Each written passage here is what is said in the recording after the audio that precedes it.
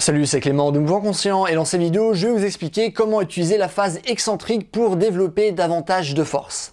Alors premièrement, chose que vous devez savoir, c'est que de manière très schématisée, lorsqu'on va faire un mouvement, il y aura deux phases différentes.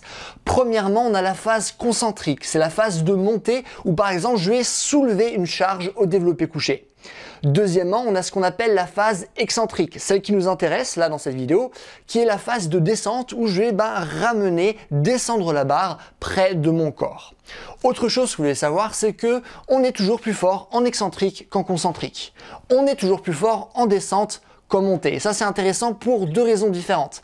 Premièrement, vu qu'on est plus fort en excentrique, ça va nous permettre d'utiliser un poids, par exemple, qui sera plus élevé que celui qu'on va utiliser lors de la phase concentrique, plus élevé lors de la phase où on va soulever quelque chose.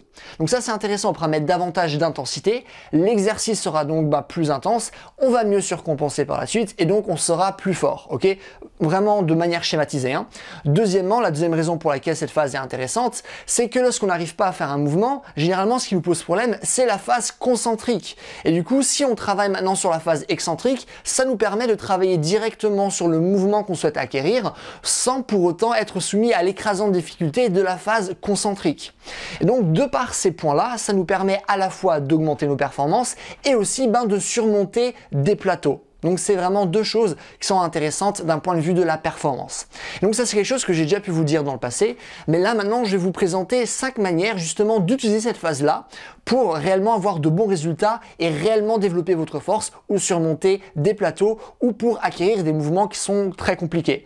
L'exemple que je vais prendre, allez je vais vous montrer des régressions par rapport à chaque type de phase excentrique. L'exemple que je vais prendre ça va être la pompe en poirier, donc le HSPU, ça marche ? Alors, on va commencer par le premier point. Si vous voulez rendre une phase excentrique suffisamment intense pour vraiment avoir de bons résultats, la première chose qu'on va moduler, ça va être le levier, ok ? C'est-à-dire que, par exemple, lorsque vous allez commencer à travailler vos pompes en poirier, peut-être que vous allez simplement faire des pike push-ups. Et donc, à ce moment-là, ce qu'on peut faire, c'est faire des pike push-ups avec une phase excentrique, du coup, qui sera longue, ok ? Donc ça serait l'exercice de base.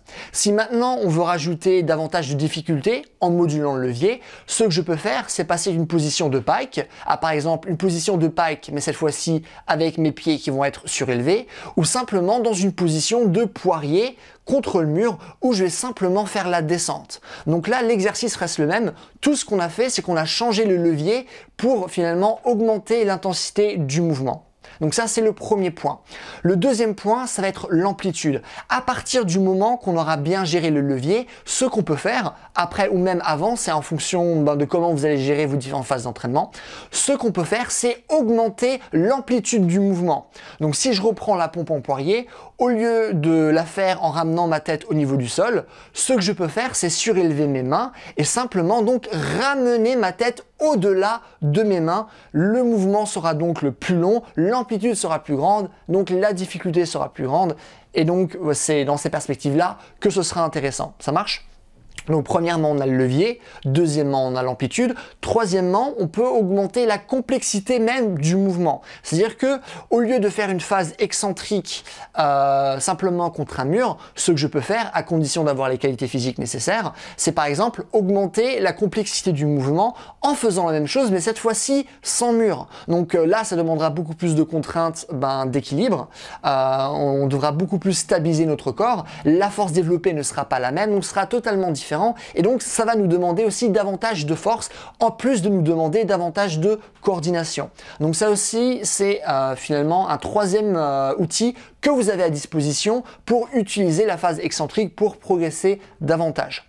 Une fois que vous avez joué finalement avec ces trois outils-là, donc je répète les leviers, l'amplitude et la complexité, ce que vous pouvez faire c'est maintenant jouer avec le tempo. C'est-à-dire que au lieu de simplement faire une phase excentrique que vous allez réellement essayer de contrôler, essayez de faire une phase excentrique par exemple qui va durer 10 secondes, ok? Et là je vous assure que ça va être vraiment très compliqué. On peut commencer par exemple juste avec 4 secondes, ce qui va grandement augmenter la difficulté, mais on peut aller jusqu'à 10 secondes, 15 secondes, dans certains cas même 20 secondes. Donc vraiment travailler spécifiquement sur la phase excentrique, ça peut être ultra intéressant en termes de performance, en termes de plateau et en termes d'acquisition de mouvements compliqués. Ça marche ?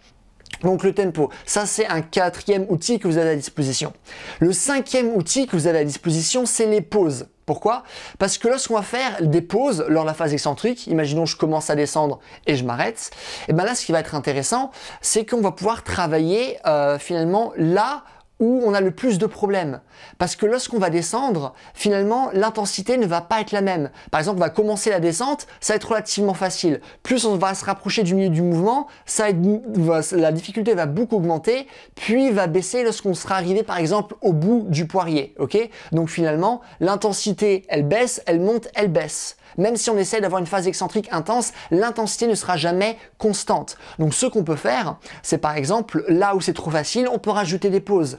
Ou là où c'est particulièrement dur pour nous, on peut aussi rajouter des pauses. La raison pour laquelle ça va être intéressante, parce que lorsqu'on rajoute des pauses, on fait ce qu'on appelle du travail isométrique, et les études nous montrent que lorsqu'on fait du travail isométrique, on va principalement gagner de la force dans l'angle dans lequel on travaille. C'est-à-dire que si je suis mauvais dans un angle précis, ce que je peux faire, c'est simplement descendre jusqu'à ce que j'arrive dans cet angle-là, rester dans cet angle-là pour créer la force spécifique à ce moment-là, pour rendre justement le mouvement plus simple par la suite, ok? Présentement, ça va le rendre plus dur, logiquement, mais c'est en le rendant plus dur là maintenant que ça va devenir plus facile pour vous par la suite, ok?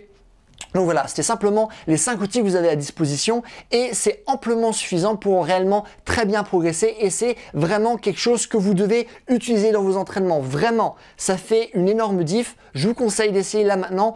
Commencez avec un cycle d'entraînement par exemple de 4 à 6 semaines où vous mettez en place du travail excentrique avec les différents outils que je vous ai donnés là maintenant et je vous assure que vous allez voir une différence dans votre progression de manière générale. Ça marche? Voilà, écoutez, c'est tout. Si vous avez des questions, des choses que vous ne comprenez pas, n'hésitez pas à les mettre dans les commentaires. Je réponds à tout le monde comme d'habitude. Si vous avez aimé la vidéo, n'hésitez pas aussi à me mettre un j'aime, comme ça ma vidéo sera mieux répertoriée, ce qui est cool pour moi.